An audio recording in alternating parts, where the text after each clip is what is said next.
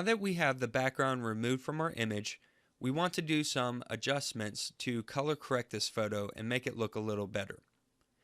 Before we begin though, let's go ahead and apply this layer mask. As long as you see this black and white image, which is a layer mask, you can still adjust the background and add more or take more out if you need to. But I've got it right where I want it to be, so I'm going to right click on that layer mask and hit apply layer mask. So that applies the mask, and you can see the image now turns into a checkerboard pattern. And if I remove the background, you can see that I have that transparent background going on. Only do that when you have the background exactly where you want it. So I'm going to turn the background back on, and let's go ahead and name this. And I'm going to name this original so we know what we're working with. And I'm going to go ahead and zoom in. So I'm just going to click and hit Control plus to zoom in here. And the first thing that I notice is that there is a dark shadow on my face. Whenever this photo was taken, it cast a shadow, and I want to try to even this up a little bit. So we're going to use an adjustment layer to do that. If you go to the layers panel in the bottom, there's a circle that's half white and half black. That is an adjustment layer, and if I click on that, I'm going to choose brightness and contrast. Now this adjustment layer is going to apply to the layers beneath it, and because its mask is white, it's being applied to everything. So if I click on the little brightness and contrast icon and I pull the brightness up, you can see that it affects the whole layer. But I just want it to affect the part of my face that doesn't look really good. So what I'm going to do is I'm going to click on the layer mask, and then I want to fill this black and paint white the areas that I want to fix. So I'm going to hit Edit, Fill, Black, and then hit OK. And now it's applied a black mask, which means nothing is being applied, and you can see the effect go away. If I select a white color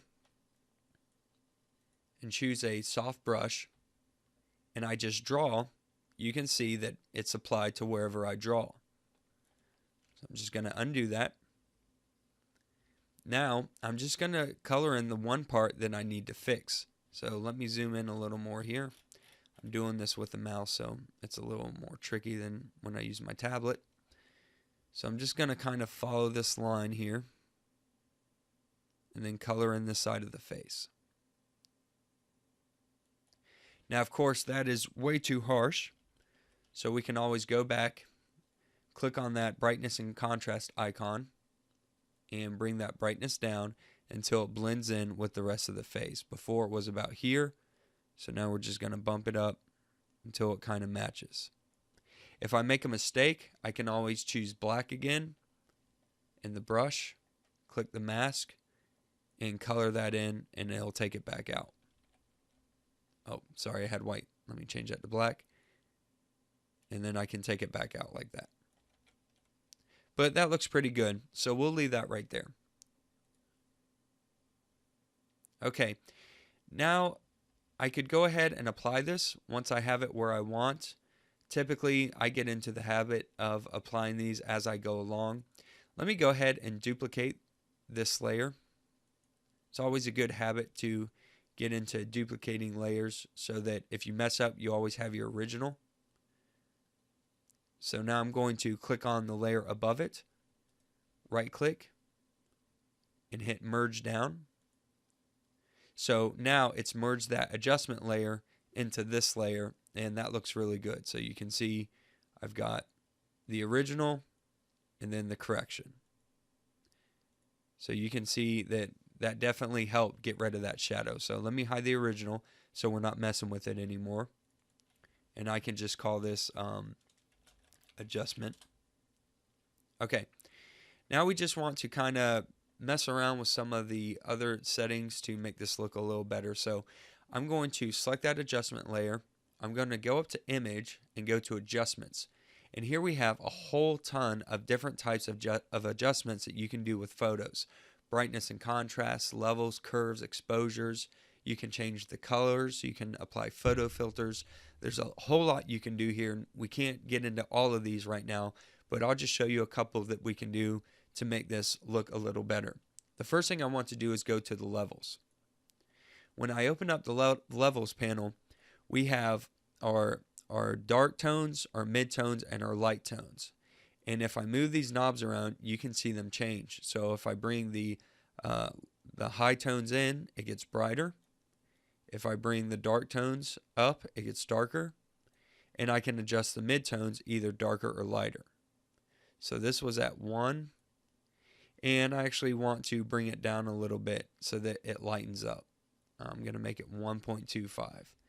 So it just looks a little lighter, a little crisper, not so dark with the shadows and everything that's already going on in this photo. The next thing I want to do is I can notice in this photo that there's a lot of red going on. You can see in the cheeks, in the photo, even in the shirt a little bit, that there's a lot of red, and I want to warm this up some. So I'm going to go back to Image, click on Adjustments, and this time I'm going to select Selective Color. And this will actually allow me to choose a color and change its color values. So I'll show you how that works. Here I can pick any color that I want to adjust. And within that color, I can actually mess around and give it more cyan or less, more magenta or less, more yellow, and so on. So let me show you real fast. If I go to blacks and I click on the blacks at the bottom, I'm just adjusting the black values, and I can either give more black value or take it away. And this goes for all of these. So I can go to the whites, and if I go to the black value, it actually doesn't seem to be doing anything. Let me go neutrals. The neutrals seem to do a lot. So there's not a whole lot of white values in this image to begin with. But the cool thing is that I can go to reds, and I can actually add to the reds channel more color of cyan, magenta, yellow, or black. So if I do black, it's going to make the reds darker and lighter. But I don't really want to do that. I want to take it away.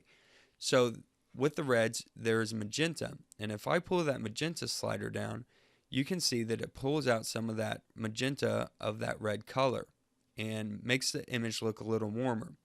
I'm also going to boost the yellow up a little bit, and that just gives a more natural color to how my skin tone actually looks.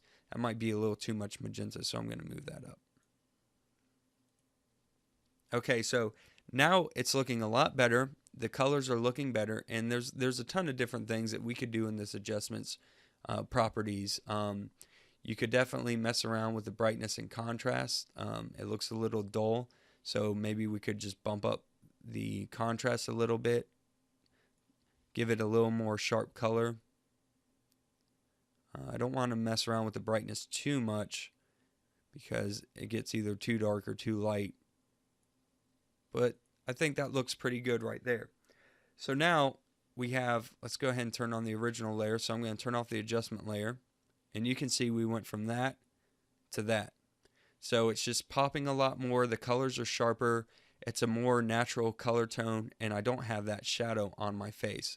So those are some quick adjustments that you can do. The adjustments layer has a lot of options that you can mess with. So you can mess with the levels, the curves, the exposure, the color balance, and all those other settings with masks, and that makes it very useful way to edit your photos.